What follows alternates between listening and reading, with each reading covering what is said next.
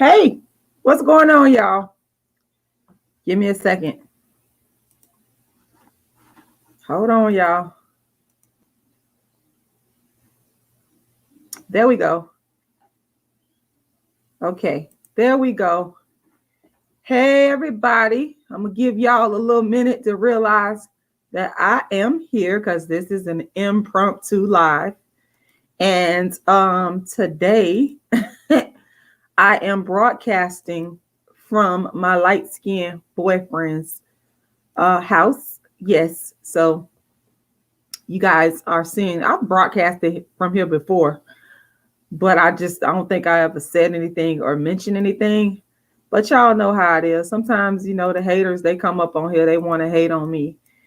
And they all worried about, my light-skinned boyfriend and this, that, and the third. And you know how people just love to hate and blah, blah, blah. So, hold on 1 second, y'all. Give me a second. Let me make sure we ain't got nothing else playing in the background. Yeah, so I'm just chit-chatting with y'all, just while I'm getting everything together, put my cash app up in there. But yes, y'all, I am broadcasting from my light-skinned boyfriend's house, and I'm actually in the room. He is at work right now. And I got a lot of stuff going on today. And the only reason I'm making this video today is because I want to address something that someone sent me. And I'm supposed to be going out to dinner or to lunch with my mama, his mama. She's so sweet. But anyway, so that's why I'm kind of a little bit dressed up here. But anyway, yes, I am broadcasting live from my light-skinned boyfriend house. And I don't care if y'all mad. I don't care who mad. I don't care. I don't care. Okay. It's some haters out here. But you know what? Keep on hating because, I thank God for the positive people that come through and give me positive feedback. And that's what it's all about for me. I'm touching people. I'm helping people. And I'm happy about that. So that's what it is. Hey, Operation Exodus Mississippi campaign. Shout out to you. Shout out to you. Amber Bless said, no man worth a damn would put up with your crazy ass. Oh, really? Okay. I just love when people love to come for me and say I'm crazy and I'm ugly and I'm this and I'm that. And, last night I cooked my light-skinned boyfriend a real nice red snapper dinner. And for the haters again, broadcasting live from the home of my light-skinned boyfriend. Oh, and he bought me he always buying me little stuff. Like, it's so cool. He bought me a little candle. I love candles, y'all. And he bought me a candle, and it's made by a Black-owned company. And I love it. Hold on 1 second, y'all.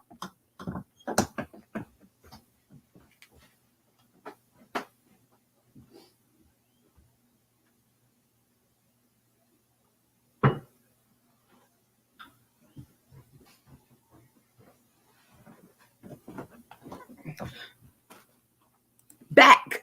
All right, so I want to show y'all. He just buys me the little small things count. He gave me this. I know I'm gonna make a lot of people upset, but I don't care. I don't care. And this candle was made by a Black-owned company. It's called Nola Vignettes. And let me tell y'all something. This man knows what I like because I love candles. I am like a candle connoisseur. Smells so good. Oh my God. Woo, I wish y'all could smell that through this screen. Thank you, baby. Thank you. Y'all, so some of y'all some haters on here, but it's all good. Anyway, I just love this. I love the way he put this together. And yeah, he bought me this, and I love it. I had it sitting over there on the other side of the bed on the dresser, and I'm gonna put it right there. But yeah, last night I made him some red snapper. That's one of his favorite dishes that I make for him. And I know a lot of y'all don't think my light-skinned boyfriend exists, but he actually does. I am not at my house. If you ever watch my backgrounds, you would know this is not, I'm not filming from my house. And I wasn't going to even film because I got a lot of stuff going on this week, but I decided to go ahead and film because I was planning on doing some other stuff that I got. I got so much business stuff that needs to be taken care of, as far as also litigation.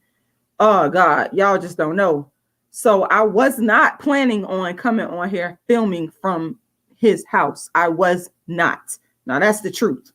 But I am here. That's why y'all see the backdrop. It's different. Okay. So anyway, for those of y'all that don't know, my name is Rashida Strober. I am the world's first and only dark-skinned activist. I'm the reason anybody on YouTube, on reality TV, on social media, I'm the reason you're talking about dark skin, colorism, and darkism. Why? Because I started the very first platform for the eradication of darkism and dark skin discrimination in 1998. And I'm not saying that to brag. I'm saying it because a lot of people have plagiarized me and they're not being honest. And I'm here to set the record straight. Started this platform in 1998. I called it dark skin activism, and I call myself the dark skin activist. And it's the first platform in human history to fight for the eradication of colorism and what I call darkism. Nobody was doing this before me. The only other person is Cola Booth. She's the person that I've consistently given credit to because I'm being honest. So for years, I built my platform through writing books. I've written more books on dark skin than anybody else. People trying to give Lupita Nyong'o credit, but I was before her. I created this lane. She's eating off of what I created. Just because she's famous, that don't mean nothing. The irony is that when she first came out, it wasn't on no dark skin stuff. You was worried about getting roles as an actress. So all the hypocrisy is just like, it's crazy. But anyway, I've written more books on dark skin than anybody in the world, including my book, Darkism, A Dark-Skinned Woman's Revenge, How to Be the Hottest Dark-Skinned Chick on the Planet, which is the first motivational book for dark-skinned females, and Token Dark Girl, the It Dark Girl of the Moment. My website is darkskinactivist.com, darkskinactivist.com. You can find my books on there. My books are also on Amazon. And I also wrote a play, a one-woman play called A Dark-Skinned Woman's Revenge, which I also have the book as well. So I've done a lot. I'm still doing a lot. Anyway, started performing the play, doing darkism talks, all this before anybody online or anybody on television started talking about dark skin. And nobody cared about it. I've been written about in major publications, been on television. Along comes social media. I bring the first colorism channel to the internet. And it took a while to pop off. I just did what I was doing before there was social media. I brought it to the internet. It wasn't seen or heard of before. So I toiled, and Tommy Sotomayor contacted me back in 2014. I didn't know who he was. And he asked me to come on to his platform and discuss my dark skin agenda. And he actually contacted me, and I still have the Facebook message. So for people that want to lie, I don't have to fucking come up on here and lie. I did not contact him. He made first contact with me. Somebody was watching my page and they sent my information to him, and he inboxed me on Facebook in 2014. And after I went on this platform, people started to come for me. Stuff started to pop off. They didn't know what this stuff was. Nobody online was talking about no damn dark skin and colorism. Fast forward to 2015, I kept doing my dark skin thing, which I was doing before social media. 2015, talked about Kendrick Lamar as a result of one of the people that I was counseling. She came to me and she asked me what I thought. I went and placed my thoughts on Facebook, and it went viral around the world to millions. And that's when Black folks online, females, they got wind of that because it went viral to millions, and they switched up their channels. First, they mocked me and said I was crazy. They said she crazy. And then they stole. They went to my channel and my website, studied what I did, and they stole. They brought it back to their channels, switched up their channels from talking about other topics and started talking about dark skin and colorism because of me. These bitches stole. And yes, I am mad about that to this motherfucking day, because y'all know y'all stole. They already had big platforms, but they wasn't talking about colorism. They already had platforms and audiences, but they wasn't talking about colorism until I went viral for calling out Kendrick Lamar That went viral all over the internet and to the Breakfast Club. That made me donkey of the day. People online, Black folks, made videos about me. DJ academics, a lot of people. They went and studied the work that I did. They didn't give me credit for it, but they started plagiarizing and copying. And that is the short version of how you get the topic of colorism on social media and on reality TV, because you bitches weren't talking about it before me. Don't make me start singing my song. You ain't been talking about dark skin. They all stole from me. So your favorite YouTuber, the bitch that's talking about colorism, got it from the person that watched the person that watched the person that watched the person that watched the person that got it from me. Get that clear. By the way, guys, make sure y'all go hit my Cash App. My Cash App is $rashidalala, $rashidalala. Make sure y'all help me in this fight. I'm currently in a copyright infringement lawsuit with Tommy Sotomayor, aka Thomas Harris. The reason is due to copyright infringement. And yes, I did send a cease and desist. He didn't cease and desist, and I was forced to sue. So I need support. I need your financial support. I'm fighting for a great cause here. Join this movement. I'm not the first one that he's done this to, but I'm standing up, and I need y'all to support. Go to my Cash App. It's $rashidalala and make a contribution to help me with the legal fees that I have incurred and I continue to incur. And man, I'm telling y'all, this ain't for the faint of heart. You got to be a warrior. And so what you guys have got to do is y'all have got to support me. It is very, very important. It is very imperative that you all support me financially so that I can push the case along. I would appreciate all support. Once again, that Cash App is $rashidalala. And I will be putting it in the chat throughout. So now I want to get to the reason why I decided to come on here and make this video today. And I'm going to try to be quick because I've been, like I said, I've been very busy today. Like, this is like, it's crazy. But I got a message. I'm not going to say the person's name. I got a very heartfelt message. And I want to tell you, if you're watching this, I love you and I appreciate you. And I'm giving you credit for this because I don't believe in plagiarizing other Black women like they've done to me. So I'm not going to say your name unless you email me and say, Rashida, it's okay to, this is his favorite chair, by the way. Y'all see he got all his clothes on the back of it. He got it. My light-skinned boyfriend, he got all his clothes right there. So I'm kind of, I don't really sit in this chair. Anyway, shout out to you, baby, if you're watching. See you when you get home from work. Anyway,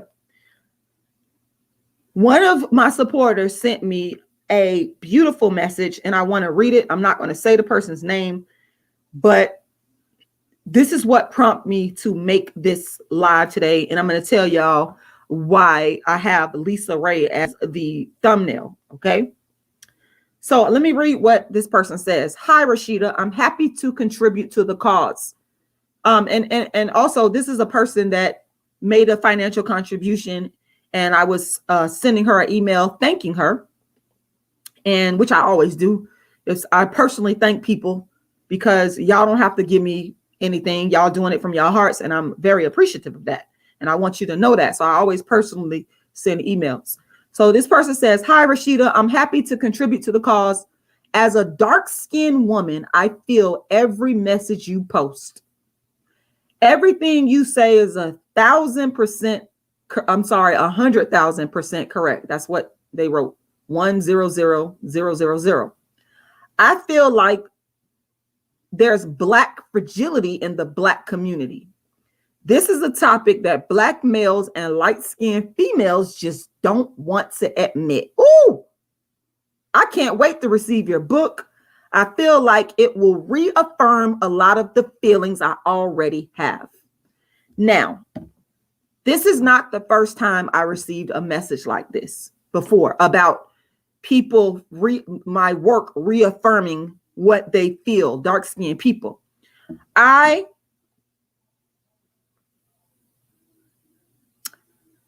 got a message, or not a message, but I did a show, A Dark Skinned Woman's Revenge, the performance of my play back in this was 2017. And one of my followers, he came all the way out from a town that was far from Fort Worth to see me. And he told me, he works in corporate America, dark-skinned intellectual. And he said the same thing, basically, thank you for writing the book Darkism. He took it with him to work. And on his lunch breaks, he told me he would read it. And he said the book basically affirmed that he wasn't crazy. What he was experiencing as a dark-skinned man, he wasn't crazy, right? And this message that I got from this person reminded me of that. It reminded me of why I began doing the work that I do, because it's affirmation, it's acknowledgement, it's meaningful. There's a lot of Black people that are in denial about darkism. There's a lot of dark-skinned people that feel and know that they're being discriminated against for being dark-skinned by Black people. But because of the, let me use your word, Black fragility in the Black community, we won't admit it. And so we won't acknowledge a Black person's feelings. We'll say things like, you're crazy, which I've been called more times than I can count. But I don't give a fuck because I got tough skin and I could take it. I took more hits for dark skin than you motherfuckers. You'll never be me. I know you bitches want to be me. I don't give a fuck about your views, but you're not the dark skin activist. I took the real hits. So they'll call you crazy, which I've been called, but bitches copy and steal from my work, but I'm crazy. But your whole channel is based on Rashida Strober. They'll say you are a hater. They'll say you're jealous, especially if you're a dark-skinned woman. They'll say, oh, you just jealous of that light-skinned woman. I've been called jealous by lighter-skinned members of my family, so I'm used to the shit. None of this shit phases me. I don't give a fuck. You're not going to stop me from speaking out because I've been a dark-skinned activist. I told you I started the whole movement in 98 and been traveling around the country doing my darkism tour. That's another reason why I'm raising funds. So make sure y'all hit that Cash App, okay? Excuse me. They'll call you everything but a child of God. And that is the reason why I'm so happy that I'm here, because I am here to reaffirm that what you are experiencing is in fact darkism. Okay? What you are experiencing is in fact real. I am here as the dark-skinned activist, even through people stealing and taking from me and my intellectual property and all this the shit that has happened to me. I am here. God put me here to reaffirm that dark-skinned women and dark-skinned men, what you are experiencing is real. And whether you agree with me or not, you know, it doesn't change the fact that I'm a servant of God that's out here helping dark-skinned people. And I'm never going to stop. I don't care how mad I am about being plagiarized from. I'm not going to stop talking about dark skin and helping dark-skinned people. And ain't a bitch alive that could stop me. You could hate, you could be jealous, you could be envious, you could scandalize my name. Bitches thought that I wasn't gonna come back on the internet. And yeah, my channel was hacked as a result of the stalking. Bitches thought that by calling CPS that was gonna stop me. Fuck you. I don't give a fuck about you. You can do whatever you want. You can't stop me. That's why you motherfuckers are mad. So I'm here to validate everything that dark-skinned people, men and women, feel and go through. As a dark-skinned person, it's real. And let me just X this filthy bitch out, because you don't want to come for me, bitch. You don't want to fucking come for me.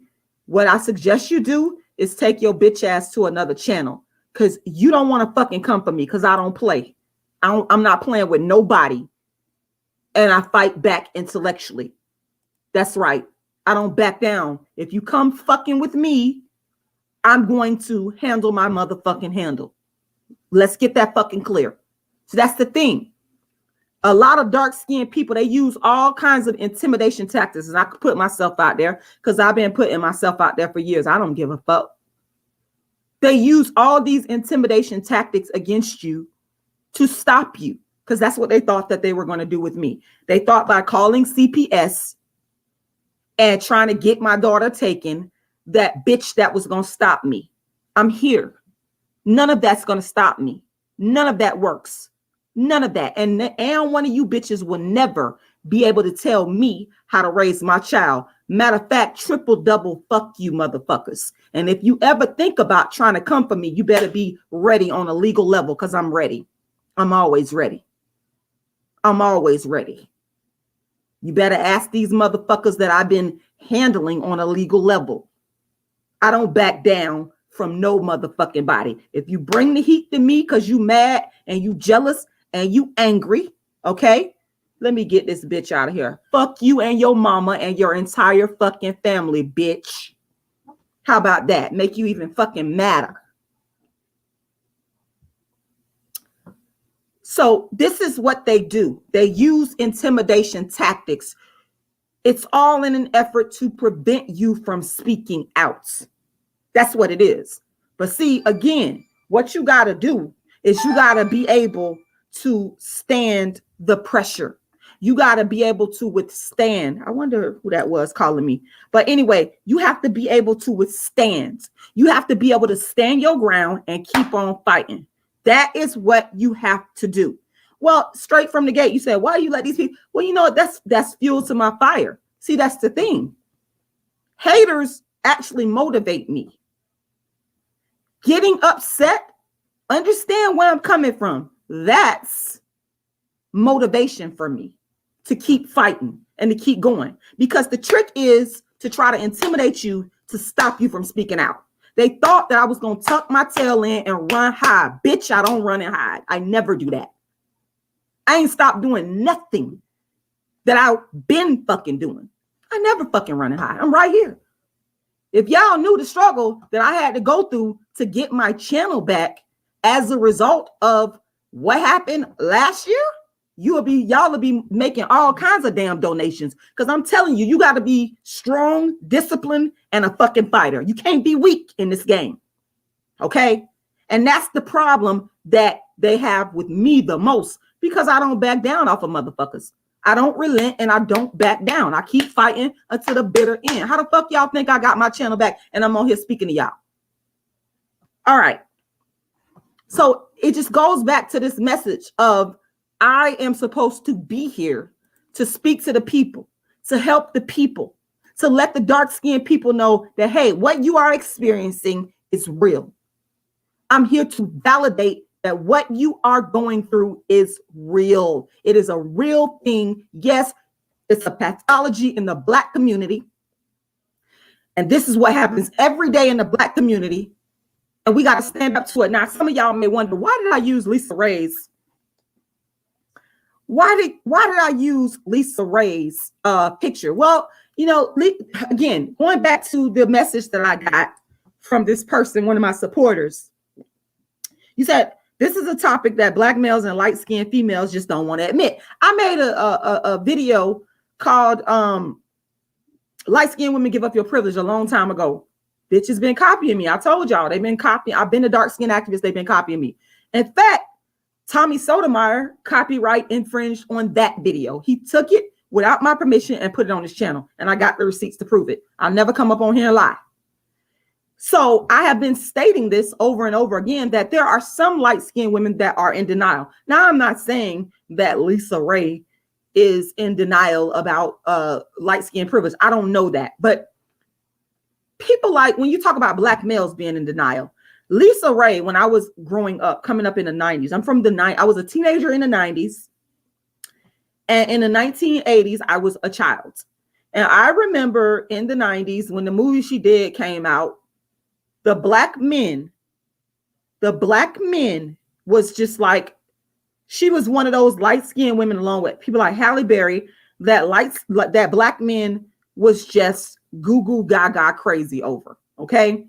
Now, again, let me put out this disclaimer here, because people always lying on you. Even if explain what you mean and it's coming out your mouth, people still hear what the fuck they want to hear and they lie and they scandalize your name. But fuck every last one of y'all. I don't fucking care.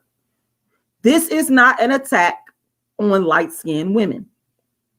In fact, those that have really followed me know I've never attacked a light-skinned woman, ever.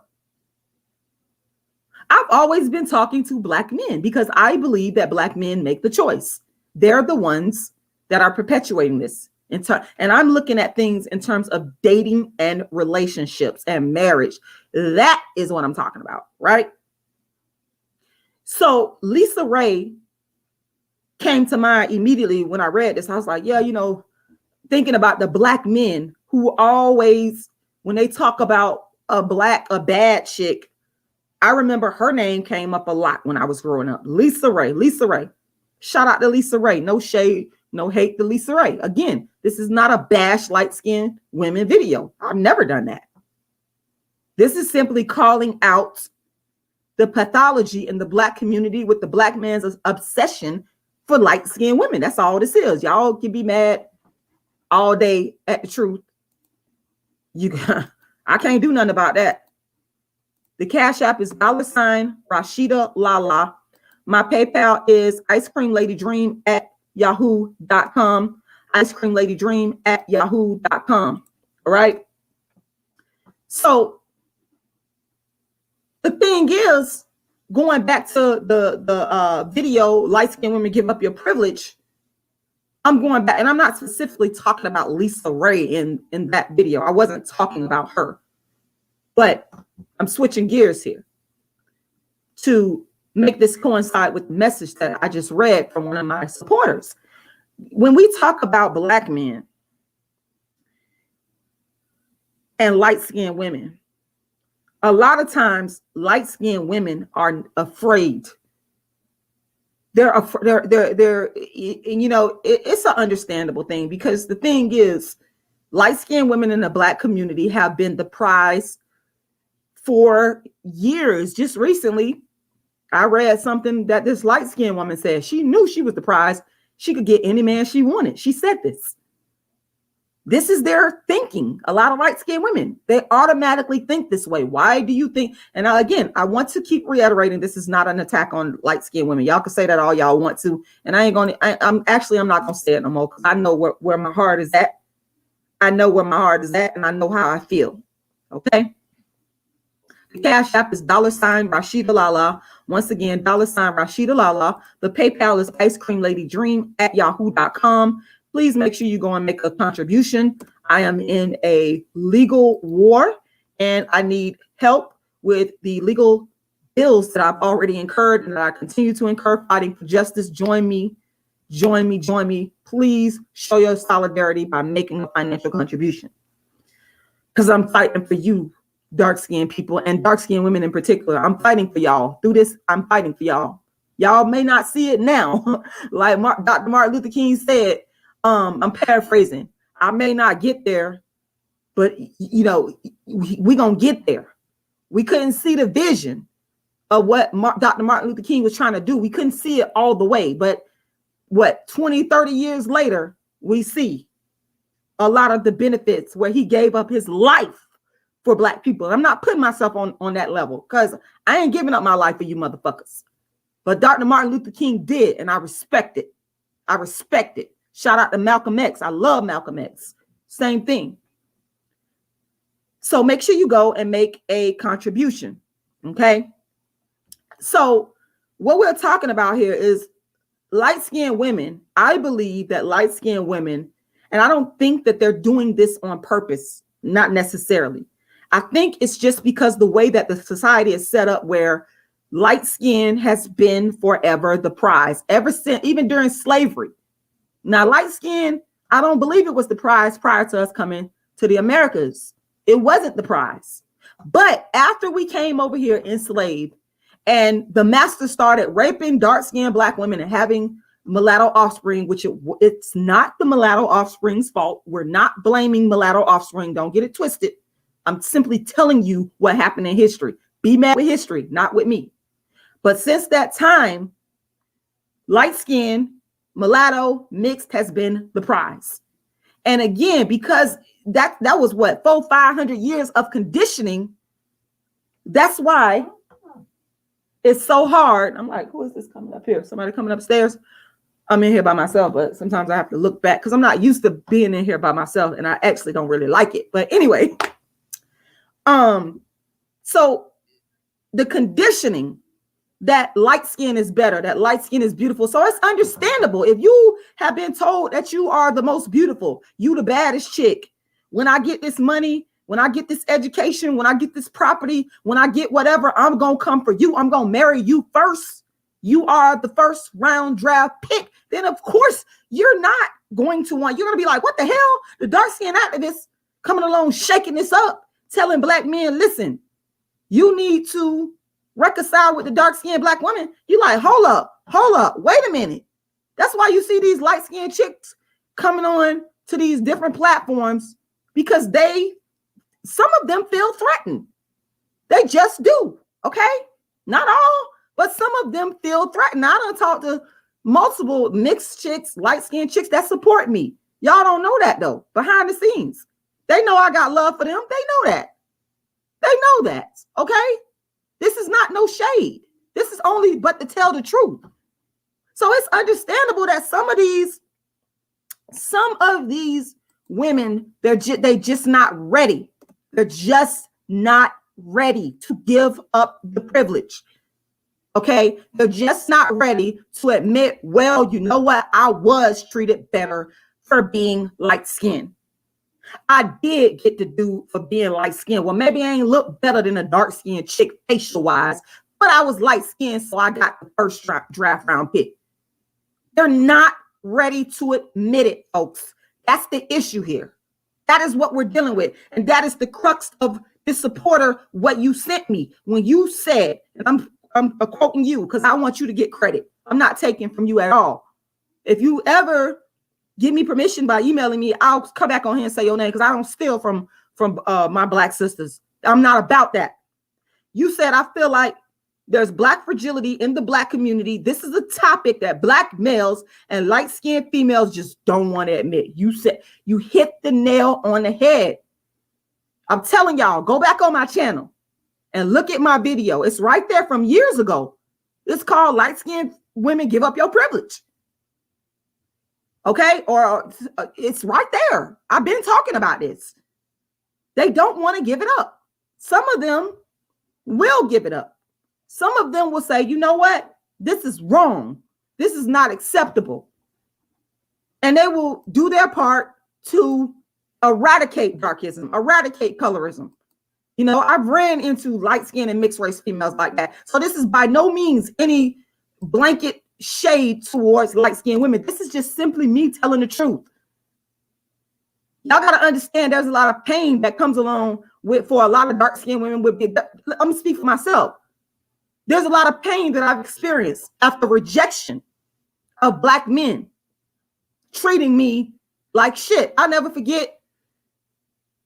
I was working at this one job and I was training, and I went in there with such a positive attitude, ready to go as a new job, where this person had actually handpicked me just from walking in the store. I was walking around in the store. And sometimes I want to say this, white people will be nicer to you as a black person, as a dark-skinned black person, than your own people will. Keep it real, y'all. And that's what happened. I was in the store walking, minding my business. I had took a family member of mine to the store.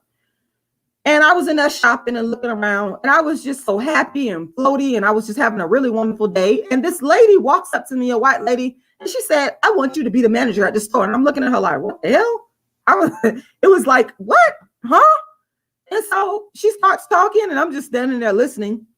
And she gave me her information and said, Paul, long story short, I ended up becoming a manager at this particular business, but I had to do training. All right. I want to ask you all again to make sure you hit the Cash App and please help support what I'm doing, all of my dark skin activist activities. I need financial support. In fact, I'm in need of benefactors. I would like to do a world darkism tour so I can expand my reach of the play of Dark Skinned Women's Revenge. I have legal bills to pay. in the fight against darkism, and I'm asking y'all to support. I have a proven track record. I have the books. I have everything I say. Anybody that's really following me, you know I do what I say. Y'all need to support me. My Cash App is $Rashidalala. Once again, $Rashidalala. Make sure y'all support. I got a lot of stuff that's in the works, and I'm gonna continue, because the haters be mad. I'm gonna continue to put my financial information in there. And you know, I've been exploited so much online. You know, people should be more than happy to support a person that has been doing this. I've been doing this from my heart before social media started. In fact, I produced my plays out of my own money for years. Up until 2014, I was producing my play after play after play out of my own money. Listen, I have a proven track record. I'm not one that just come on here and talk about what I'm gonna do. I actually get that shit done. And y'all know, the hardcore followers know that it's the truth. The Cash App is $Rashidalala. Once again, $Rashidalala. I want y'all to go make a financial contribution. Make sure y'all like this video. Make sure y'all share this video. Hit the notification bell so that you'll be notified when I go live again. And yes, I have to come in here and do my own little commercials on the financial support, because I got nobody helping me. All I got is God. And the few people that are coming along and saying, we know that you've been done wrong, we're going to help you. And I love y'all and I appreciate y'all for that. But I'm going to keep fighting, because I'm a warrior. And that's what a warrior do. We fight on. So getting back to this job that I was hired for, y'all. I go to the job, to the training, and I'll never forget, I go in there, and at that time, I had sister locks. Okay, a lot of y'all might know what sister locks is. I had these beautiful sister locks. They're really, really, really, really tiny, intricate locks that are stylable and very beautiful. Shout out to Dr. Joanne Cornwell, who created sister locks. And I wish you black women that's coming up on here with fake pseudo sister locks would stop disrespecting her. She created it. You need to respect it and acknowledge it. Okay, I had sister locks, and I was looking real cute, and my sister locks was probably shoulder length, and I like to wear the little light pink lipstick, because, you know, people said you can't wear light lipstick because you dark skinned. Well, fuck you. I'm gonna do the opposite. I'm gonna do the opposite of what a bitch tell me I can't do. Fuck you. So I goes in there to the training. It was the manager training, and there was a black dude in there, and there was a non-black female there. And the black dude was so, you know, this is the problem that we have in the black community. If you get a black person, a black man in a room, and I'm telling y'all this from experience, people. This is not some shit I can make up. This is my real life experience. Okay? Okay? If you get a black man in the room with a black woman and a non-black woman, that black man will try to, you know, they'll if it's not a conscious black man, they will respect the non-black woman way more. And they show it in their body language. They show it in their communication. They show it in every manner, because what they're trying to do is prove that they're worthy. They're trying to prove that they want to distance themselves from this black woman in order to be accepted. And that now, if the black woman is light skinned, she might fare a little better. I'm not saying that the light skinned woman might not go through the same thing, but the darker skinned women, we get it. And that is exactly what this black man did. He was very nasty to me. I came in there, I always come up in the room speaking to people. Hello, how you doing? You know what I'm saying? Thank you, Northern Bell. You know what I'm talking about. You know I ain't lying. I don't make up shit on nobody. I'm about the truth. Motherfuckers be mad when you tell the truth. You're angry about me telling the truth. You're angry about me exposing the way that dark-skinned women are treated by some black men. So anyway, this is what he did. He didn't really speak to me. He kind of gave me a nice, nasty attitude. They weren't helpful towards me, him and the chick. They kind of gang, and we were all supposed to be there working together, training together. And it was like when I stepped up in the building, they were like surprised to see this dark-skinned, sister-lock, natural-haired woman walk up in the building in this management position. Like, who the fuck are you? That was their attitude. And they were not nice to me. Neither one of them were nice to me for no reason. I spoke to them. I was pleasant with them. I was in a very good mood. I was very excited about the job. And you wonder why y'all motherfuckers, after all these years of abuse, people wonder why Black, dark-skinned women act the way we do. Y'all motherfuckers treat us bad. Y'all are rude to us, a lot of y'all. Y'all are nasty. Y'all don't say hello. Y'all try to undermine. And I've never done that to nobody on no job. I was in a position at one time, I was a hiring manager. Never did I discriminate against anybody. If that person could do the job, they got the damn job. That's how I operate. Because I believe that having a job and being able to support yourself is a human right. And I'm not going to deny anybody the right to support themselves. But that is what a lot of you motherfuckers do. And I will never forget this man did that. And I was just very upset. I was heartbroken. I was like, why is this man doing this to me? You know, I knew why, you know, on an intellectual level, but this shit affects dark-skinned women on an emotional and mental level. The racism, the darkism, treating the non-dark, non-Black woman better than me. And I was educated more than both of them motherfuckers was. Both of them. But they don't care about our education, dark-skinned women.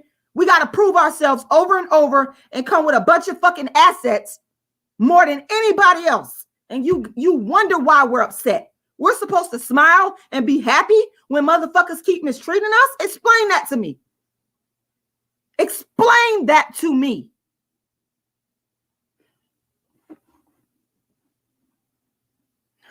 I'm just, you know, I'll never forget it. I'll never forget that shit. And over time, it kind of made me look differently, and I'm suspect of motherfuckers. Okay, I'm not never gonna be rude. I come up in a place, I say hello to you. I treat you with respect, but I'm still suspect because I gotta say, okay, how is this person is gonna treat me? Okay, that's what I be thinking to myself. How is this person going to treat me? Is this person going? And again, this has happened to me with Black men more times than I can count. I told y'all about the dark-skinned dreadlock dude that was in my graduate class at the University of South Florida when I was working on my master's degree in political science, which I obtained, and how he was nasty for no reason. Well, actually, there is a reason. The reason was because I'm dark-skinned. And again, these men feel like they need to be nasty or mean to a dark-skinned woman to get the approval of a non-dark-skinned woman. You don't have to do that. That's the thing. You don't gotta be nasty to me in order to be nice or get the approval. Just be a fucking nice person overall. And then you sit here and blame the victim. You victimize dark-skinned women over and over and over again. And then you say, you got an attitude. You're not nice to me. You're causing the problem that you're speaking about. You're causing the darkism that you're speaking about. You're the problem. That's the whole thing. You're the problem. I'm tired of it, man. I'm telling y'all, man, this shit is tiring. That's another thing. You get over time. I've been dealing with this shit since I was in fucking elementary school. Over time, you get tired of it. I am in therapy right now for the abuse, the stalking, and the darkism that I had to go through a year ago. I'm in therapy for that, which I recommend dark-skinned women. Yes, we do need therapy. Yes, because we have been abused, psychologically abused by this society. And I'm just like, man, really, I'm making this video for this person right here because I want to acknowledge you, because motherfuckers ain't acknowledged my suffering. When I was coming up, motherfuckers did not give a fuck. They didn't acknowledge my suffering. They didn't fucking care. So I'm not going to do that. I ain't going to do that now. That's why I'm here. May she rest in peace. God rest her soul. My grandma did not like me because I was dark skinned. I didn't do nothing to her. I never was disrespectful. I was raised in the old school. You couldn't disrespect adults, and you had to shut the fuck up, and what the adult said goes, and that's what the fuck it was. And if you didn't do it, you was gonna get your ass beat the fuck up. And my mama told me straight up, call CPS. I'm going to jail. I'm gonna beat your ass. And you know what? My mama was right. She was absolutely right. I came from that generation, and I'm proud that I came from that generation because my mama was right. I grew up, I have 5 brothers. I was the only girl. Mama ain't take no shit. She ain't take no shit off us. She ain't take no shit off of motherfuckers in the world. She didn't. To this day, she don't take shit off motherfuckers. And I remember her telling us, I'll give you the phone to call CPS. And she meant that shit. So that instilled in me to this day. I got respect for my elders. What they fucking say pretty much goes. I don't back talk. I don't do none of that. Because we back talk, we got slapped the fuck in the mouth, knocked the fuck out. That's what it was. Thank you, Mom. Thank you, Mom. Thank you for your upbringing. That's right. And fuck everybody that don't fucking like it. Punk ass motherfuckers.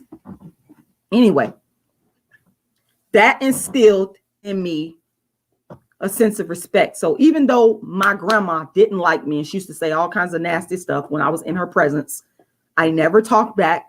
I never did any of that. In fact, when my grandma, and I'm finna block this stupid bitch.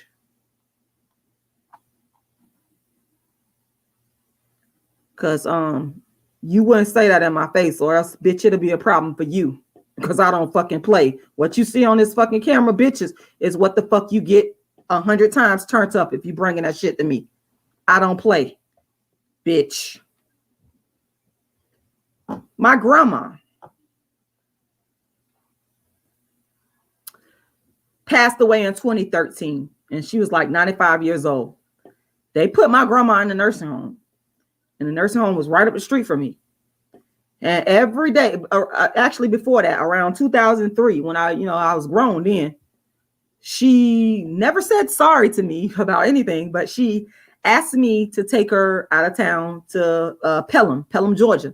And I took her out of town and did everything she wanted me to do. And she took my girl. I was happy to do it. I was like, okay, I'm a forgiving person. I really am.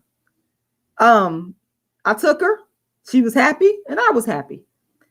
And when she went in the nursing home, I came and I took care of my grandma. I was there every day before she passed away. And I would come there and I would feed. This is the same lady. Listen, I ain't going to even repeat the stuff that she would say to me when I was a kid. I ain't going to fucking do that. I'm just telling you. I'm giving you an example of how no one gave a fuck. Nobody said, well, don't say that to her. They kind of agreed. It was funny to them. And I was introverted and I was taught not to talk back. I ain't say shit. I just took it. I took a lot of colorism and darkism. And I was the ugly one. And my not just my grandma, but people in my family would give the lighter skinned people financial rewards for having good hair and light skin. And I got none of it. I got no money. I got no Christmas gifts. I got no new clothes. I didn't get told I was pretty. My father, who I love to death, he was the only one. My dad, he the reason why I still like black men, because my dad was a wonderful man. But my mama's side of the family, oh man. But my grandma, she was like I said, I ain't gonna repeat the stuff. But I went and I took care of my grandma, and she was being taken care of by another family member. And I don't believe you should put a person in a nursing home, because that lady was good before she went in the nursing home and she passed away. And the nurses was in there. They would come and I was there and she would hold my hand. I remember my grandma would hold my hand and she would tell me, come back. Because that's why I came back, because she was telling me to come back. And because I didn't really know. Sometimes you don't know. A person done treated you bad. I'm kind of like leery of motherfuckers to this day. I have to watch you a little bit. I'm quiet. I'll sit back and watch in my everyday life. I ain't gonna say too much. I'm gonna see how the fuck a person is and judge them off their actions, not off of what the fuck they say. And she grabbed my hand when I came to see her, and she said, come back. And I came back. and made sure she was comfortable. And I was glad to do it. I ain't hold no malice in my heart. To this day, I ain't got no malice in my heart towards her. She's a victim of darkism. You know, she was 95. This was 2013. She was 95 years old. I mean, she lived a long life. Tall, slim, beautiful woman. Her grandmother was a full-blooded Indian. And she had these high cheekbones and pretty nose. And she was, you know, she was a beautiful lady. You know, and lived in Pelham and on a beautiful greenhouse on the hill in the country. It was awesome, beautiful. I'll never forget it. You know, so that's what it was. That's what it was. And my grandma, she would hold my hand and she would tell me to come back, and I would come back. And I would just kind of sit there with her, and the nurses come in there, they do their thing as a comfort. And she wanted me to be there to comfort her, and that's what I did. And my brother, who she actually raised, shout out to my brother. I love you very much. One day out of the blue, he was the only one I remember. He actually acknowledged the darkism. He acknowledged it. He did. Out of the blue one day, me and him was talking, and he was like, thank you for going down there with grandma, because he was like, I got 5 brothers, and my oldest brother, he almost wound up in a foster home, but my grandma, she got him when he was young, and she raised him, and he became like fucking super successful. He didn't know who his dad was. His story ain't my story to tell. I'm just giving y'all a little bit of backdrop. He didn't know who his dad was, a man that came from nothing and made a fucking complete success. I got so much respect and admiration for him till it's not even funny. Like, fuck, he the man. Respect. He's a PhD, when he got his PhD, and he's just a stand-up black man that could have been a statistic in prison, whatever the case may be, but he didn't become that. And I gotta say, that was due in large part to my grandma and my dad, whom he loved. He would tell me stories about my dad, Samuel X. When my dad got with my mom, all the shit changed and how life was good. And they love my dad, Samuel X. A lot of people love my dad. To this day, I get people in St. Petersburg telling me, oh man, that was your dad. They loved him to death. Rest in peace to my dad, Samuel X. But anyway, my brother, he called me. My brother who had done made it through all this shit in his life. Like, he's fucking, man, respect to all my brothers, but respect, I do. I'm speaking on him now. If y'all watching this, y'all know I got respect. There's only one brother I don't fucking like. I don't fuck with you. I don't fuck with you. I don't like what you did. I ain't gonna even get into that. Anyway, so he called me and he was like, out of the blue, we was talking and he was like, thank you. I know that how she treated you, but thank you for going there. And I was like, I fucking couldn't believe it. He was the only one that actually acknowledged it. All these motherfuckers knew this was going on. They seen the way that I was being treated. Nobody ever said nothing. Nobody defended me. Nobody said, well, don't say that to her. Everybody, you know, it was fucked up. The light-skinned women, they were basking in their privilege. That's why I said, just like this person said, a lot of these light-skinned women and the black males, they just don't want to fucking admit it. That was going on in my family.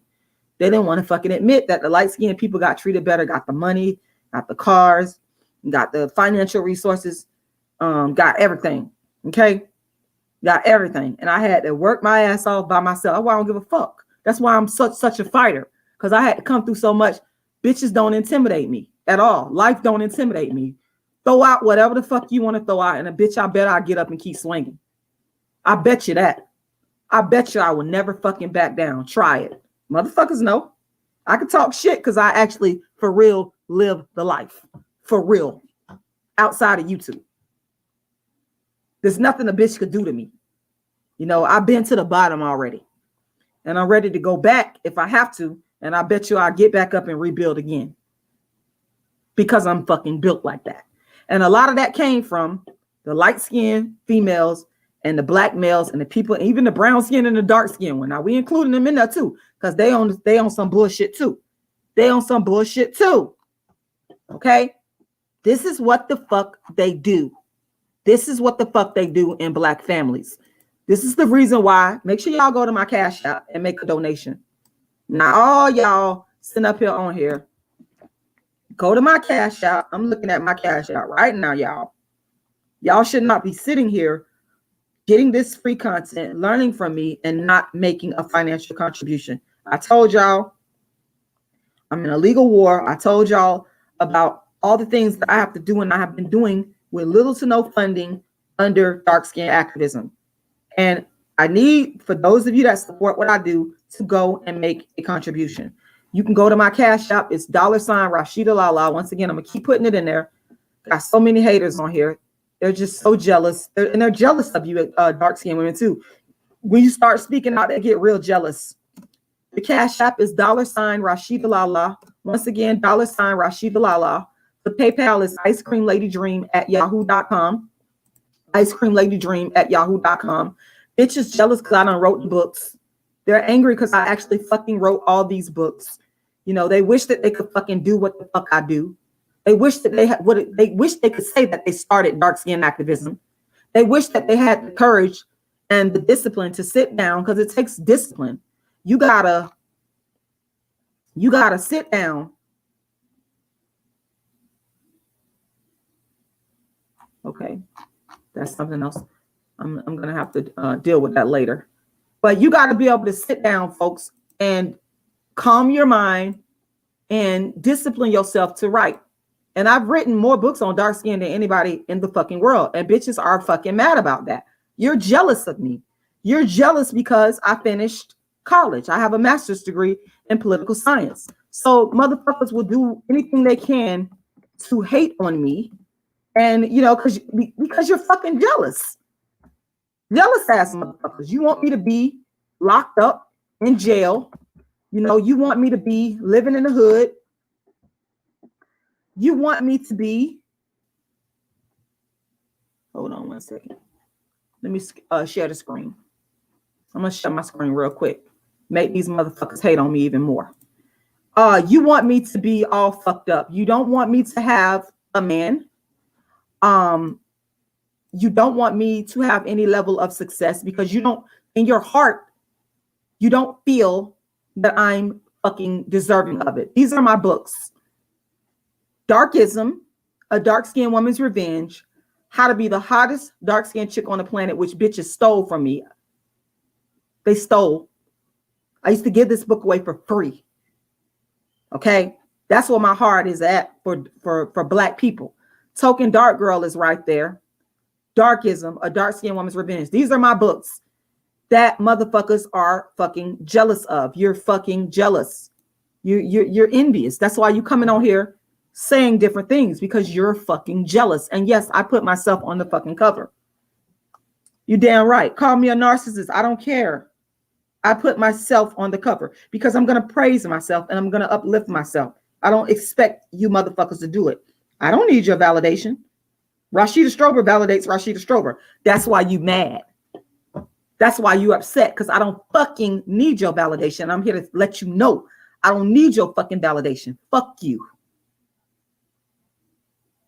Okay? Yeah, I got a master's degree. Yeah, I've written all these books. And you bitches are mad. Anyway, make sure you go to my Cash App. Also, make sure you can also go to my GoFundMe. Now, if you give $40 or more, I will send you a copy of one of my dark skin books. Okay. Now, one thing I do need y'all to know is I need you guys to know that my goal for my GoFundMe, as you can see, my short-term goal is to reach 10,000. I'm $600 away, roughly $600 away from that. So I'm asking that you would go to my GoFundMe as well. You can go to my Cash App, you can go to my PayPal, but you go to my GoFundMe and help me to reach that goal. Help me to reach that goal. And I want to say thank you to everybody that have already donated, man. Y'all, a lot of y'all done showed me love. I appreciate y'all. I'm not talking to y'all. I'm here for the dark-skinned people that have been neglected, that have been told they ugly, that have been treated fucked up by their family. You know, I've had The family members telling me, oh, I wish I had good hair. You nappy headed, trying to pit me against other light skinned members in the family. I never said nothing. I took all that shit. That's one thing about it. My mama did teach us respect. She wasn't having that shit right there. I ain't gonna even motherfucking lie to you. She drilled in me respect. So that's the reason why you say, well, why you never said nothing? I'm gonna drop the GoFundMe link in the chat. I'm gonna stop the screen sharing, but I'm gonna keep dropping that GoFundMe link because my mama is instilled in me. She said, you know. So I just it went about that. I let these motherfuckers talk. Okay. All right. Because even to this day, the people in my family won't admit the light-skinned ones, the dark-skinned ones. They will not admit their darkism. They ain't trying to fucking admit it. Even to this day, they won't fucking admit to it. That's another thing. Dark-skinned people, you have to come to terms with the fact that some of these people are not just going to admit it. And I guess in a way, my grandma, maybe sometimes people won't apologize to you. They won't say sorry, but they'll show you that they're sorry through their actions. And I guess maybe when my grandma, she was like, she wanted me to take her to Georgia, because she got a lot of people in the family that love her. They love their grandma. I ain't mad. I ain't mad at all that they love her. I ain't pissed off at all. I never said nothing. So maybe that was her way when I think back of making amends. And I took her, stopped her to get what she used to like, strawberry ice cream. We got her strawberry ice cream. Made sure she was okay. She was, older, so she kind of needed help getting in and out. Anything she needed, I was right there. And the motherfuckers will tell you they know what it is. And treated my grandma with the utmost respect, even though she had all this stuff she did. And like I said, I ain't even getting that now. I'm just telling y'all a little bit of the story, a fucking little bit of it. Okay, I'm just telling you a little bit. I would even take her to some of her doctor's appointments and sit in there with her. Make sure she got up, because people get older. We ain't gonna live forever. We all gonna get fucking old, and we're going to die. And if I was available to take her, I would take her. And that's what it was. And one thing I will say, she was in good health. I got very good genes in my family. She lived a long life. I believe if she would not have been placed in a nursing home, I believe that she would have still been living. Because I want to say about a week after she was placed in a nursing home, she passed away. And this woman was not ill like that at all. So don't put, even when these people get old, I don't care how mean and nasty they've been to you, please don't put them in a nursing home. I'm against that. Take care of them. If you can take turns, you could work it out. I just felt like she should not have been placed in a nursing home. But yeah, I remember she would call me. They would call me and say, Rashida, can you da da da da? And I would say, yeah. If I wasn't busy, I would take her to her doctor's appointments and do whatever she needed me to do. And it was I even remember, I ain't finna speak on everything, y'all. There was somebody that was stealing from her, and I was mad as hell about it. Cause bitch, you don't fucking steal from no old person. We don't do that. I remember being like enraged about when I found out about that, but I didn't have no control over the situation. I didn't have no control over the matter. But that's what it was. So, a lot of us in the Black community, the bottom line is this: we just don't want to admit that we've caused a darkism. Who is this calling me? Hold on, y'all. Hello?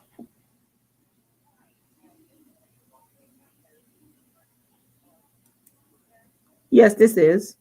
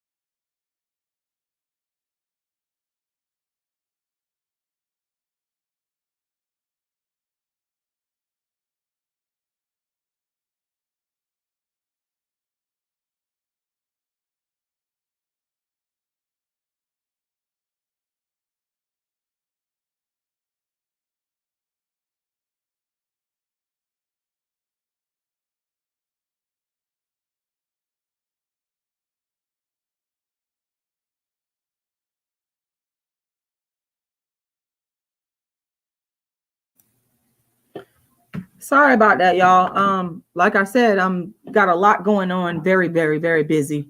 That was another one of my business calls right there. Sean that said, and we are back. And we are back. The dark skin activist in full effect. But I just, y'all, I had to come on here and really just, what time is it? Because my light skinned boyfriend, he's supposed to be getting off work and I haven't heard from him yet. Oh my God, what is going on? I'm texting him right now, y'all. But I just had to come on here and talk to y'all. Hold on, let me text him. I don't know where he at. We were supposed to meet up, but it's so much denial that's going on in the Black community with darkism, and it's a very painful thing. I've been through hell and back in my life over it. I've been treated really bad for being dark skinned. I've been treated like shit for being dark skinned and having nappy hair. And it really started with my family. Okay. Um, it also, I never forget being in elementary school because of the way that when you treated bad by your family and told you're ugly and you ain't shit for being dark skinned, they don't necessarily say it to you in those words, but y'all know what the fuck I mean. Y'all know what the fuck I mean. Oh, there you go. Okay. Y'all know what the fuck I mean. You know, when I went to school, it's like I was made to feel bad. When I was, the only time where I got some damn relief is when I went to my dad's house. Like I said, my dad treated me really good. You know, he was like the main one that would tell me, "Oh, you're beautiful." He would say he was not a black male that wouldn't admit to darkism. Actually, my dad, he didn't know it was called darkism, but my dad was in a way admitting that darkism existed, because I remember him telling me about how people, if people try to treat you this way, you act this way, and he would give me all this encouragement and stuff. My dad would do that, you know. And I remember it would be people that would come, they would talk shit to my family. I ain't even lying. Hold on, y'all. That's my light skinned boyfriend texting me. He's texting me, and I have to respond to my light skinned boyfriend. Hold on, y'all.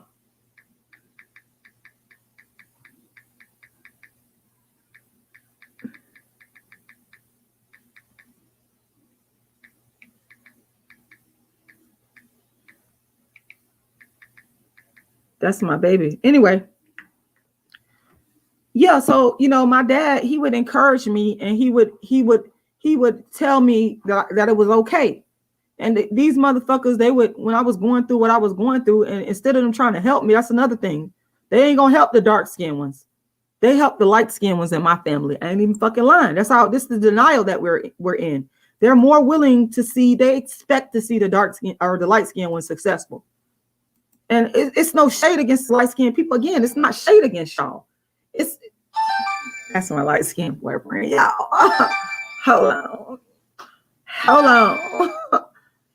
Hey, babe. Nothing. I'm here actually doing a live stream here. I don't have you on speaker or anything, but I wanted to answer the phone. I was like literally right in the middle of doing a live. Yes. What's going on with you? When are you coming home?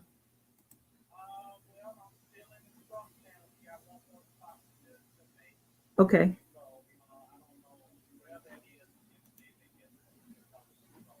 Okay. Well, I got an email from one of my supporters, and she said that she was so happy that she found me because she dark skinned, and that black people won't, light skinned women and black men won't, basically they won't admit that they're discriminating. And she felt bad about this for years, and she found my stuff. So I decided to do a live on that because she's telling the truth. It's all true. So I wanted to talk about it. Yeah. Yeah. So yeah, we was, hold on one second.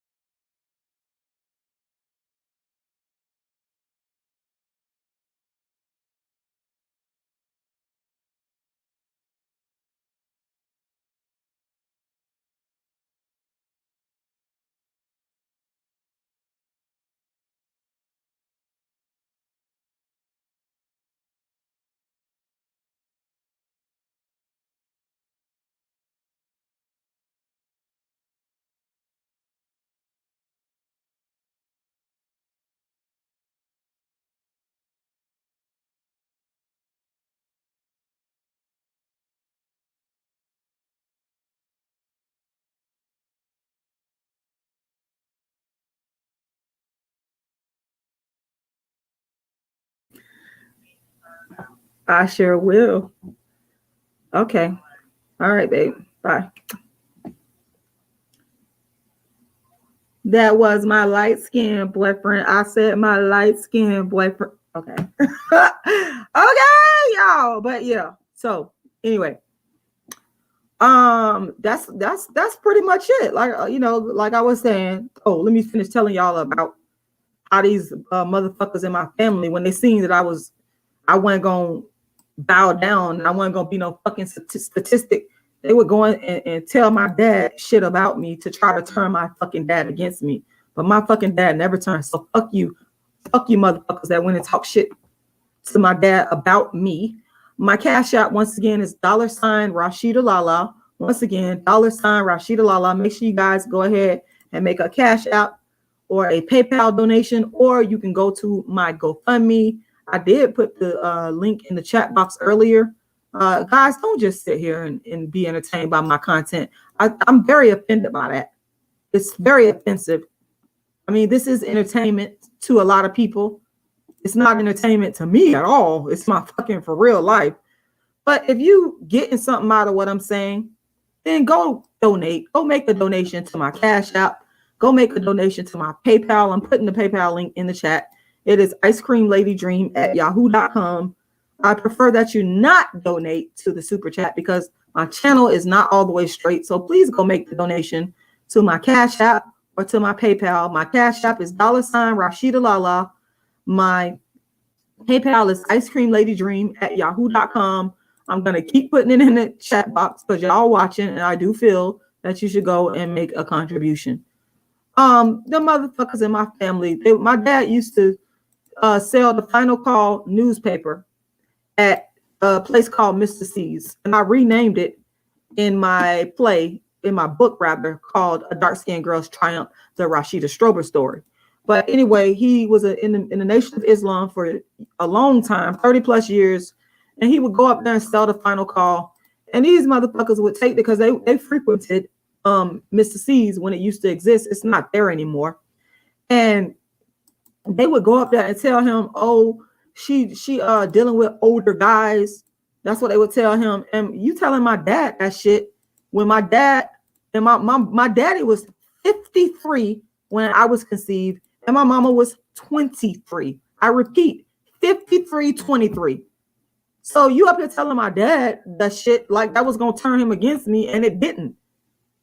It didn't. My dad used to always be Team Rashida. And again, that's the reason why I love black men. He was dark-skinned. My dad was, let me see if I can pull up a picture for y'all.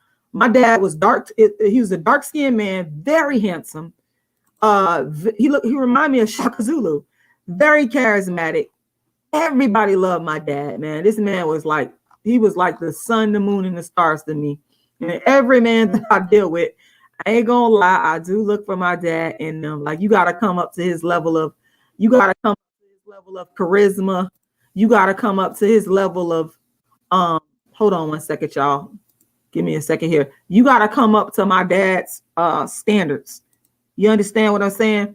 And I'm talking specifically in the way that my dad, I hope y'all can't hear all of this coming through because I'm going through these pictures trying to see if I can find a picture of my dad so I can show you guys.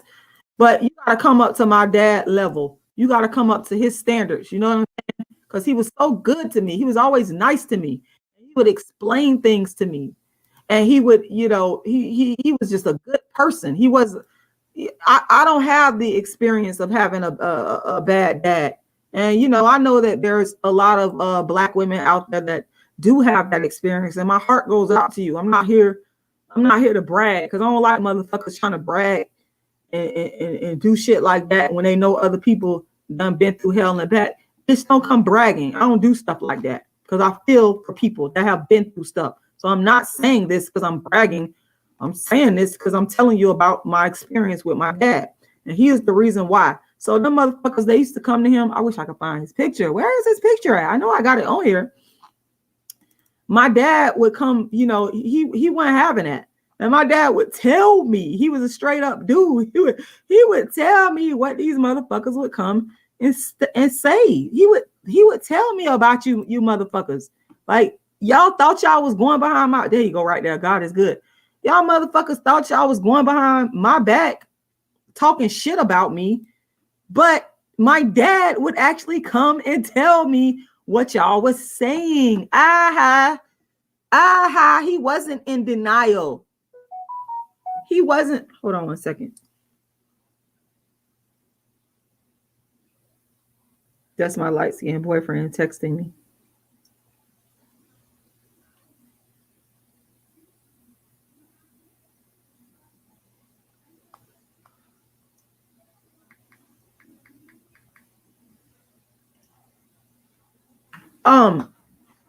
Hold on, let me screen share with y'all because I'm finna show y'all my dad. Okay. My dad, he'll tell me what these bum ass mother. That's how I knew what they was talking about me.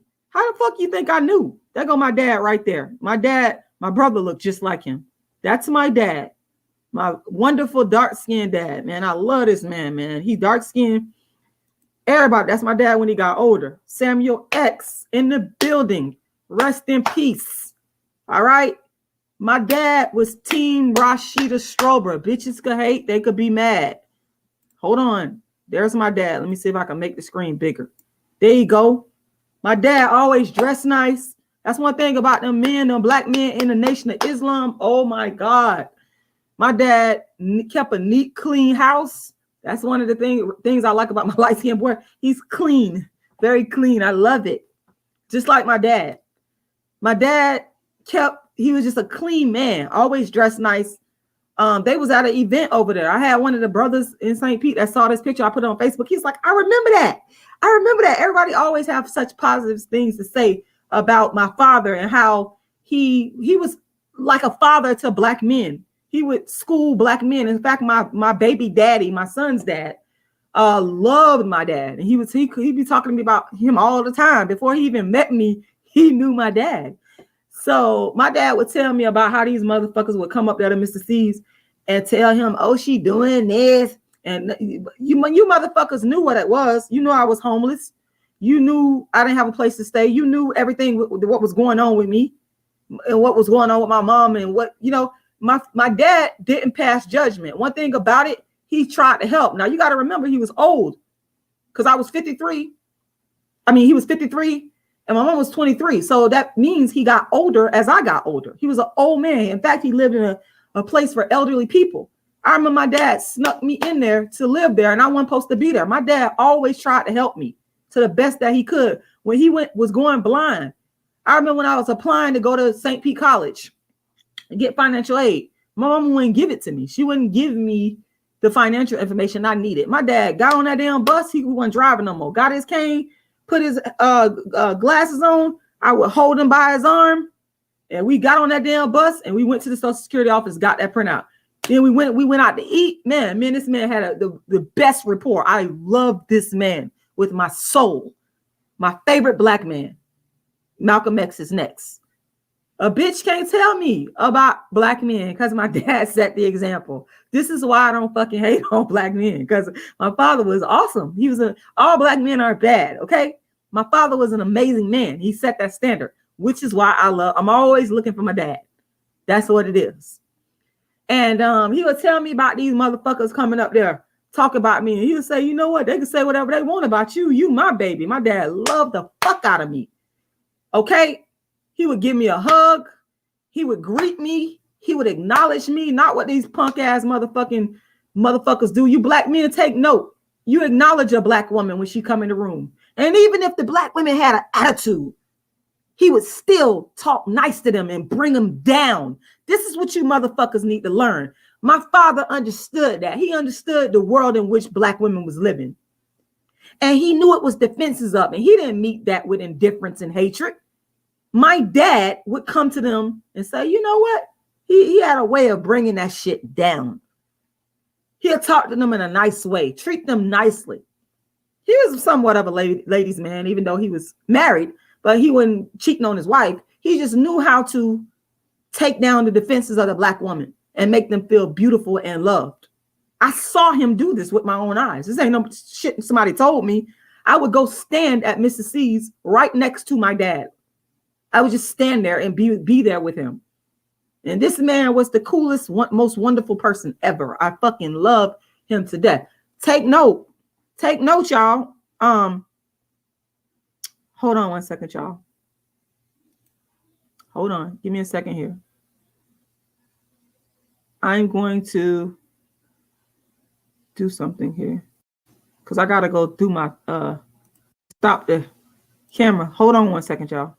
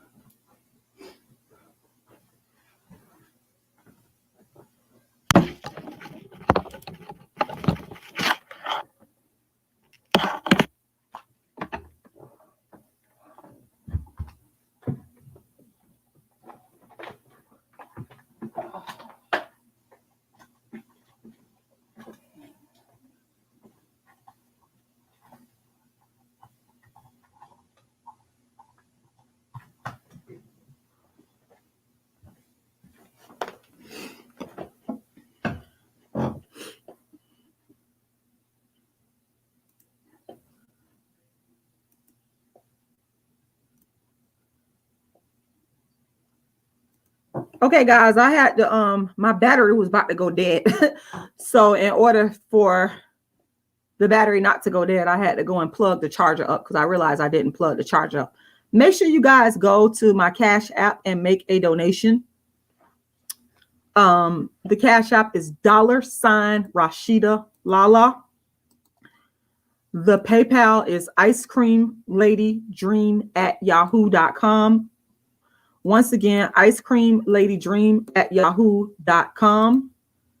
I'm going to continue to put the Cash App there because I need financial support.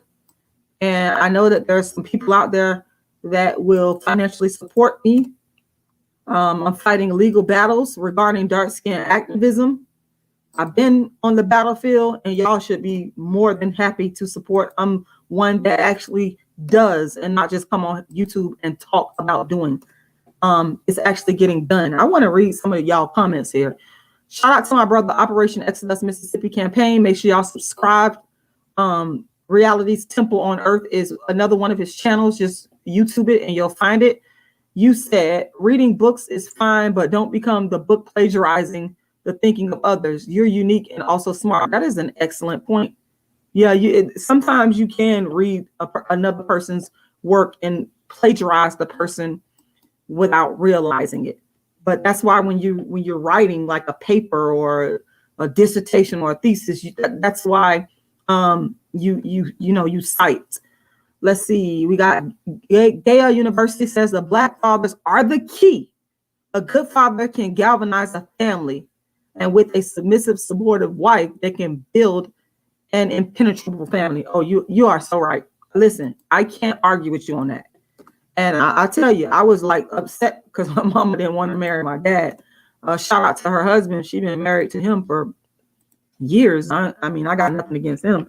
He was a good man to me. You know, he's a decent person to us kids growing up, because some of these fathers are not good to, if you marry somebody and they ain't your kids, you can't trust them. They be doing all kind of evil shit. But her husband was actually a good man.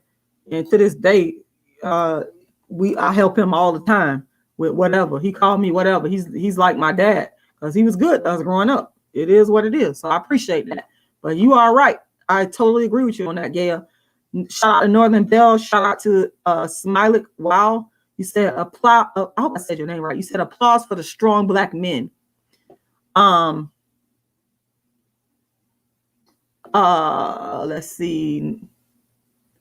Let's see who else we got. Kiana of Old Stones Jones said, I just sent something to your GoFundMe. Thank you, Kiana of Old Stones Jones. I appreciate that. God knows I do. I want you to know just how much I appreciate the financial support, because to be honest with you, that's what I need the most. I'm gonna do the work. One thing y'all already know about me, anybody that's truly following me, you know I'm going to do the work. Thank you for that donation. Thank you.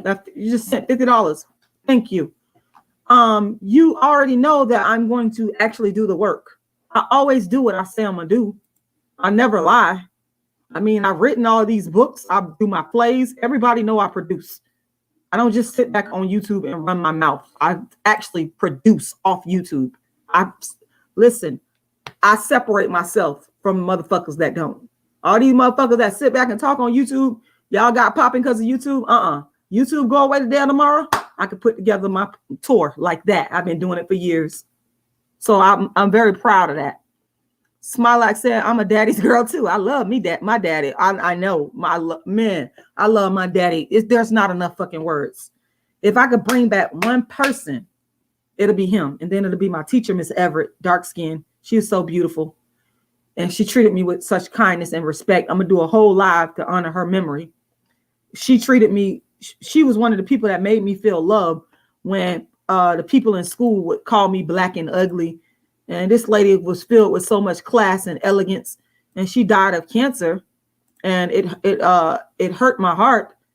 She passed away, and I remember I went to go see her. I was just coming out of homelessness, and I went to go see Miss Everett, and she encouraged me, and she was I think she gave me some food. She invited me inside. Man, that lady loved me, man. She was the most kindest dark-skinned woman I ever. She's probably the most kindest dark-skinned woman I ever met in my life. Let's keep that 100. And I love her so much. And this lady, I got my sense of dress style from her because I would dress like her. She would dress in a very conservative manner. And at one point I was dressing like her and wearing glasses like a white teacher that I also loved, who was very stern and strict and didn't take no shit. She was very smart. And she was just this. I admired her, and that's why I wear these big glasses. So I kind of took from both of them. I'm going to show you guys real quick a picture of my beautiful dark-skinned teacher, Miss Maddie Everett. She passed away, man. I love this lady. Man, y'all, I got no words to tell y'all how much I love her. That's her. She would have been 83 years old. And I think I must have got this picture off of her daughter, must have posted it on social media somewhere. That's Miss Maddie Everett. This is the dark-skinned woman that had the most impact on my life. And I probably dedicated all of my books to Mrs. Maddie Everett. So y'all can finally put a face with the name. She passed away. And I go visit her grave. I go there and I'll just sit there and talk to her because she always wanted me to be successful. And she's the reason I was in all of what's called the Optimist Oratorical speech contest. She put me in there and I would win. And, I was this poor kid that didn't have nothing. And she taught me the oratorical skills, and I would go and I would beat these motherfuckers. And it was because of her. And she would always say, practice, practice, practice. And she kind of instilled a work ethic in me that's sickening to this day. Sometimes I'll work on shit to the wee hours of the morning, won't get no sleep, and I'll keep fighting, and I'll keep coming back, and motherfuckers will tell me no, and I'll lose shit, and I'll keep coming back, and it's because of her. And she was quiet. She wasn't talkative like how I am. She was this quiet, dark-skinned woman, very classy, very intellectual, but she was powerful as fuck. And she was very well known in the Black community, Mrs. Maddie Everett, and she took me to her church. And I remember giving my speech, and she introduced me, and she had such respect for me, and I just will never forget her. She was my middle school teacher, reading teacher for 6th and 7th grade. And that's Miss Maddie Everett right there. Perfect white teeth. She was married to a principal, and I wanted to be like her. I think I told y'all that she had a nice house. She was married to a Black man who was a principal, and they were bosses. And I just, they came from that old school. I am fortunate because I'm from the 90s generation in terms of being in school, middle school, high school, and we benefited from the last of the old school Black folks that came out, the civil rights. They believed in the Black family, and she had the husband and the family and the nice cars and upwardly mobile, and they believed in Black love, and I came from that generation, and that's Miss Maddie Everett, and I adore this woman. There's no words to express. I feel like she was my mama. She just didn't give birth to me, but she was my mama. So I'm gonna stop screen sharing. But that's Miss Maddie Everett.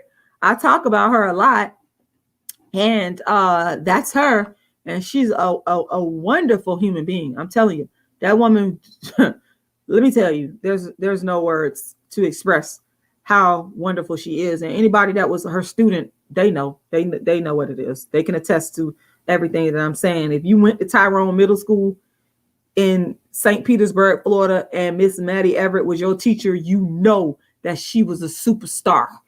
And y'all need to go visit her grave. It's right there on First Avenue.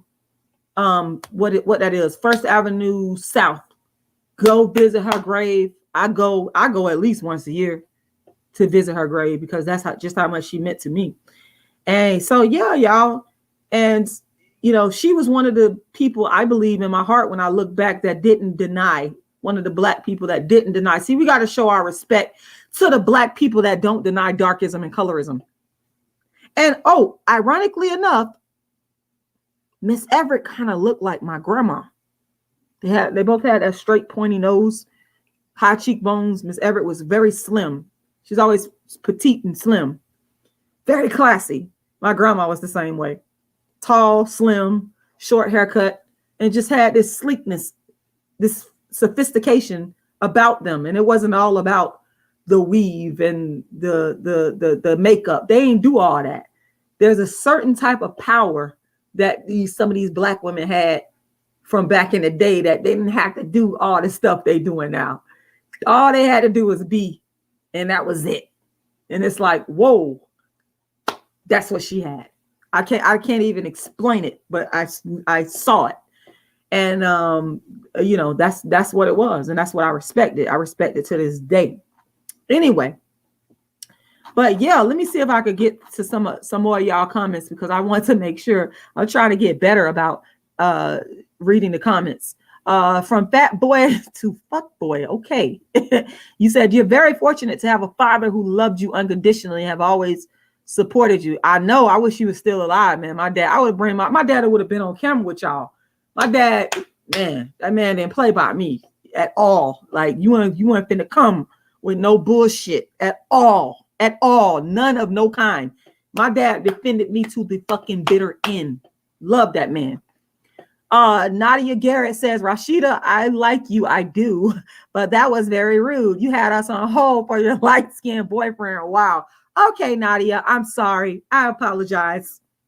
I hope you accept my apology. And I really do apologize. I'm sorry about that. I don't ignore him when he calls. I take his calls. He doesn't ignore me. That's just a thing we got. I don't ignore him. But I do apologize.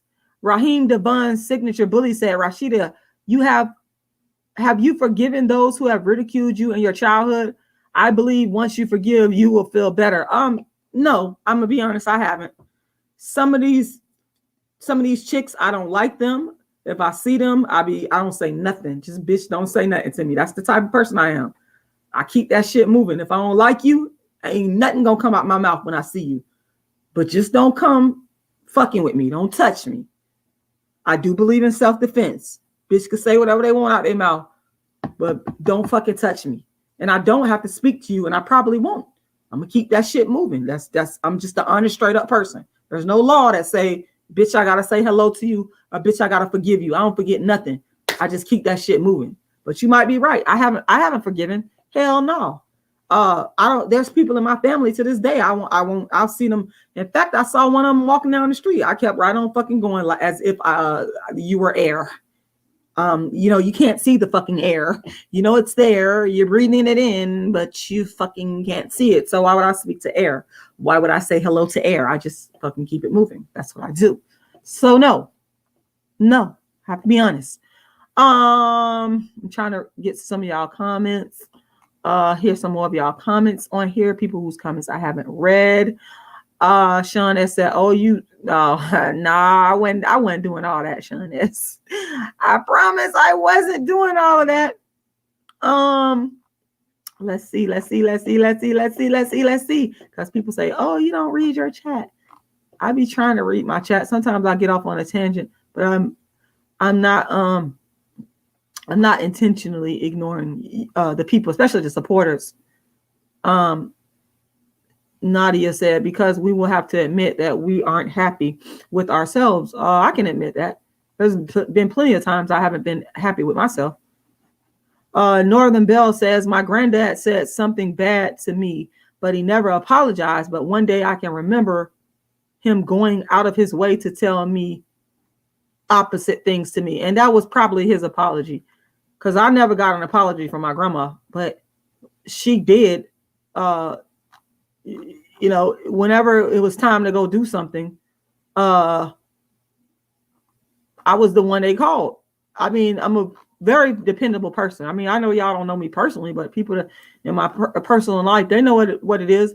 My word is my bond. If I tell you I'm gonna do something, I'm gonna do it. If I love your ass, I'm gonna fucking move hell and fire to get that shit done. So I'm dependable, and you know, they would call me if like I said, if I tell you I'm gonna do something, the shit is gonna get done. Even if I'm sick or whatever the case may be, I'm gonna do it.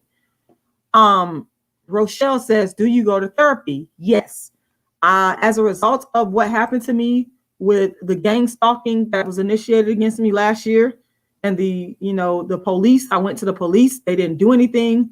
That fucked with me mentally, all of that. And I have been receiving therapy for it. And I would encourage dark-skinned women and dark-skinned men, if you're going through something, I encourage you to please go seek therapy. There is nothing.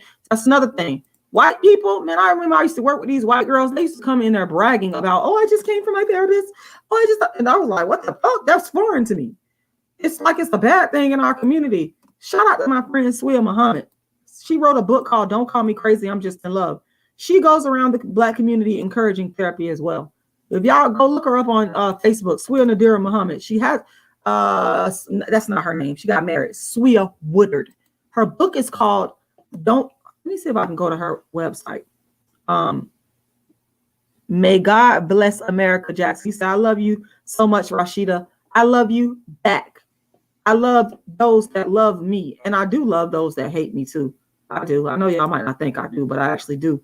But Sweah, she wrote a book, and she suffered from mental illness herself. And she's a success story. And I love her so much because I saw a lot of it, you know. And she goes around the community, her and her husband. She goes around the community, and she encourages Black people to seek therapy. And I'm so proud of her, and I've learned a lot from her. And I've assisted her in a lot of her events. And I like to go and y'all think I like to talk, but I actually like to sit back, and I'm trying to find her website. I like to listen more than I talk. I know y'all don't believe that, but I actually do. And I love going to listen to her talk, because I think back on a lot of that stuff, and Sweah was a big encouragement to me, encouraging the therapy part of it. Because her thing was to take the shame out of the Black community about having to seek mental help. And her words have came back to me. This is Sweah's website. I'm just going to accept it. And she's a beautiful person, and she overcame so much. This is her book.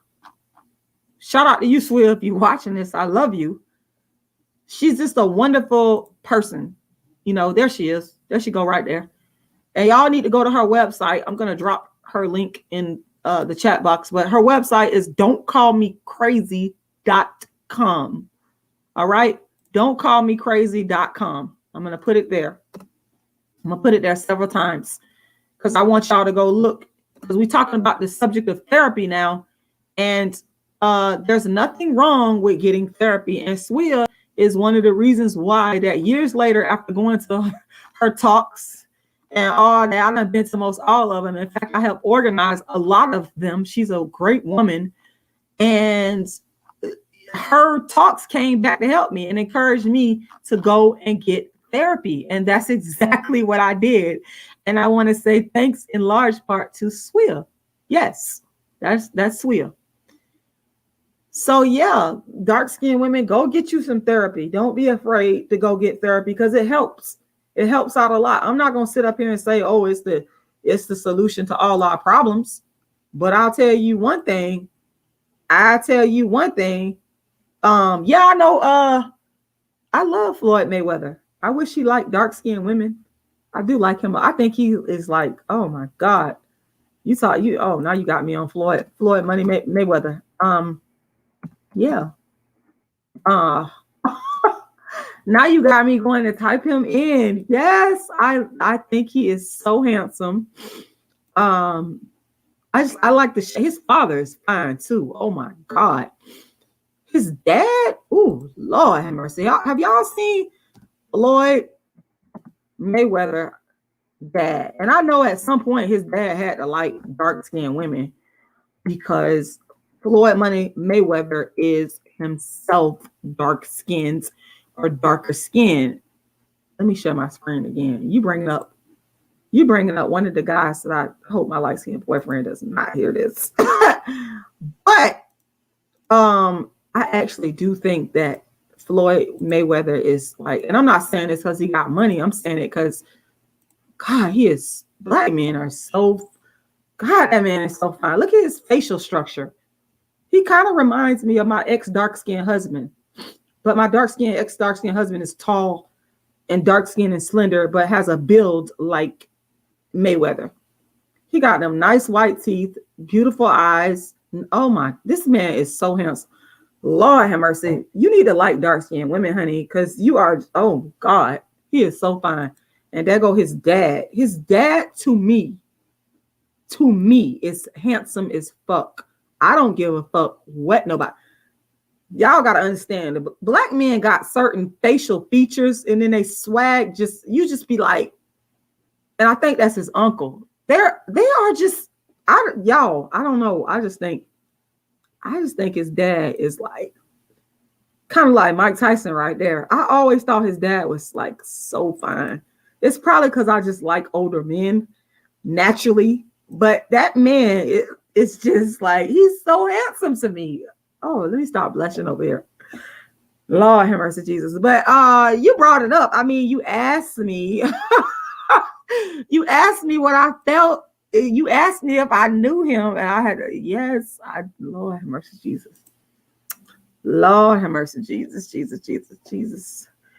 Woo! And I would not just want to date him because he got money. I think he is fine as fuck. I always thought Floyd Money Mayweather was fine.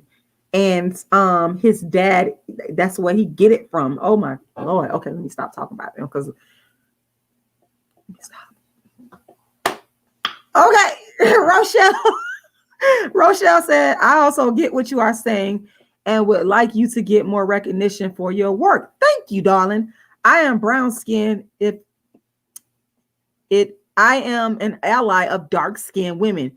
You women do deserve exclusive respect. Thank you for saying that. And that let me know that not all, I already knew this though, but you just confirming it. Not all non-dark skinned black women are in denial. And I appreciate that. I really do appreciate that. That's the truth of God. I do. Thank you. Operation Exodus Mississippi says females lead the family in nature for millions of years. You offer no proof she can't. The male violence has taken her out of her role. And you're right about that. And that's the one thing I loved about my dad. He was nonviolent. Like that man right there, he would never put his hand on a woman. That man loved black women. And he respected the place of the black woman. And that's what he taught me. So Gervonta, wait a minute. Gervonta Davis is so cute. I don't know who Gervonta Davis is. Let me Google him.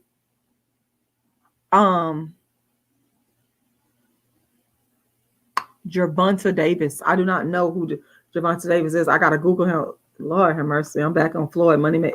Damn, this man is so fine. Sorry, y'all.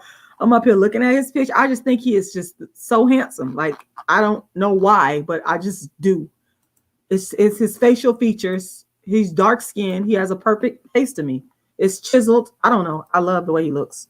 But anyway, let me type in this Gervonta Davis person, because I don't know who that is.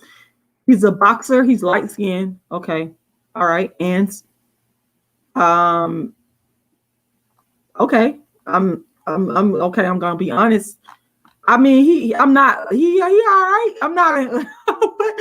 What y'all want me to say now? Okay, I'm not on here to like be talking shit about the way people look. But I mean, hold on. Let me share the screen with y'all again, because somebody asked me if I know who Gervonta, and I don't know him. This is my first time seeing him. Okay. I mean, he's an okay looking guy. I mean, to me, he don't look better than. Oh, there you go. There you go. I mean, he doesn't look better than Floyd Money Mayweather. I mean, but he's a nice looking guy. I mean, if I had to choose between the two, I would take Floyd Money, because I mean, I don't know. It's just something about. It's something about. I can't put my fucking finger on it. I don't know what it is. I just think he is a good looking guy. But I mean, I'm sure that there's a lot of females out there that are attracted to Gervonta Davis. I'm sure. I have no doubts. Yeah. I don't know. I don't know what you want me to say. Okay. I'm sorry, y'all. I get the pictures with Floyd Money Mayweather in it. Okay, let me stop my flirting. I have made it known that I think I made it known enough. Okay, I'm done with that. Rochelle said he beat a woman. He beat a woman. Oh, okay. I don't know who this dude is, but if that's true that he beat a woman, that's not good.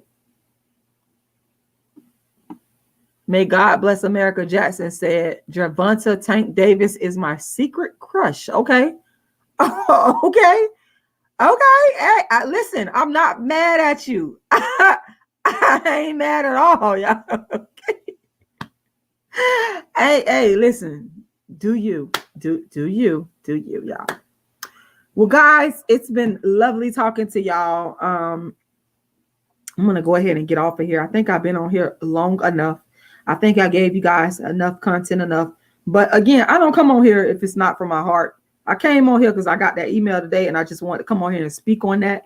And hopefully my words encourage somebody, a dark-skinned person, to know that if you're going through darkism, people calling you black and ugly in your family, and spot and monkey mouth and gorilla black and greasy monkey. Like somebody said I was a greasy monkey because I keep, coconut oil on my face. If they're doing that to you, I want you to know you are experiencing darkism and it is real. And I'm here. And that's why I do the work that I do. More than anything, it's a work from God. And it's my legacy. And I'm happy to help people. At the end of the day, I fucking love helping people through my videos, through my books. And I know I done helped a lot of people over the years. And that's one thing that keeps me fighting and make me feel good, to help other people if they can feel better about just, being dark skinned. That's really what it's about for me at the end of the day. It really is. I know I rant and rave and talk about you motherfuckers stealing from me, and people that did a lot of nasty shit to me, but I see the bigger picture. When I'm dead and gone, the legacy of helping people and understanding that that darkism exists and it's validated and we're going to eradicate it. One day it's going to be gone. And none of these isms they're not going to even be here. Because I believe in a higher power. I do believe in God. My mom was a Pentecostal Christian. My daddy was a Muslim. I do believe in a higher power, and I believe God is going to take this away from all of us. My favorite singer in history is Donny Hathaway, and he had a song, Someday We'll All Be Free. I love Donny Hathaway. I love Layla Hathaway, his daughter. She sounds just like him.